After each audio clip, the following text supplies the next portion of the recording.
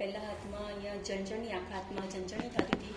શું પ્રયત્ન કર્યા તમે? પછી બધા હોસ્પિટલ ગયા, બધાએ સર્જરી કરવાની કહી. આમ ગરદન પાસે એ જ થયા કરતું હતું, દુખ્યા કરતું હતું કે સૂઈ ના શકાય, એક સ્થિતિમાં ના સૂઈ રહેવાય.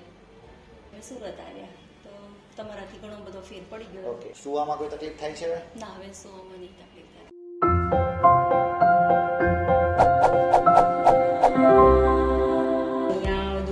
દુખાવો થતો હતો ડોકમાં. કેટલા ટાઈમથી થતું તમને? મને છેલ્લા 3-4 મહિનાથી થતું હતું. પછી શું પ્રયત્ન કર્યા તમે? પછી બધા હોસ્પિટલ ગયા, બધાએ સર્જરી કરવાની કહી. તો પછી મને એનું તમને એડ્રેસ આપ્યું એક જણને. શેનું ઓપરેશન કરવાનું કીધું તમને? મને મનકાની ગાદીનું ઓપરેશન કરવાનું કહ્યું. ડોકમાંથી? બરાબર. પછી તો કે તમે ઓપરેશન કરાવશો તો સારું થઈ જશે.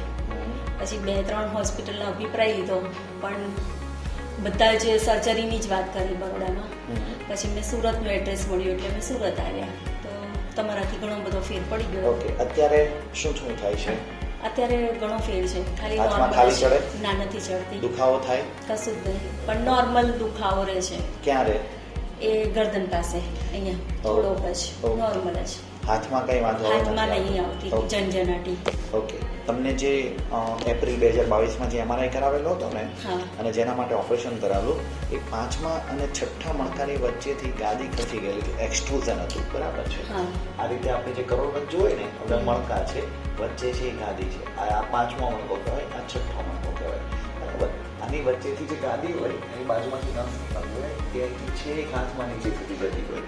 એ કેવું છે કે સ્વિચ ચાલુ કરવાનું, કેમ લાઇટ ચાલુ થાય એની જેમ ગાદી દબાય, નસ દબાય એટલે આખા હાથમાં ઝણઝણાટી થાય, દુખાવો થાય, રાત્રે સૂવામાં તકલીફ પડે, ભરાય, ફાટે, કળે એવું લાગે. એમ ક્યારેક આમ તેમ હાથ કરીએ તો જરાક રાહત થાય, એવું બધું થતું હોય છે, બરાબર?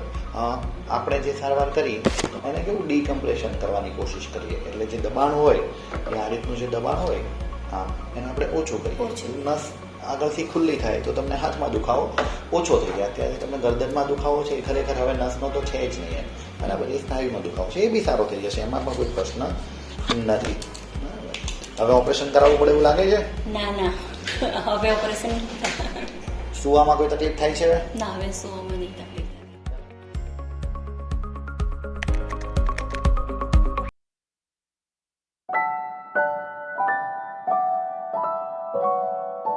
Thank you.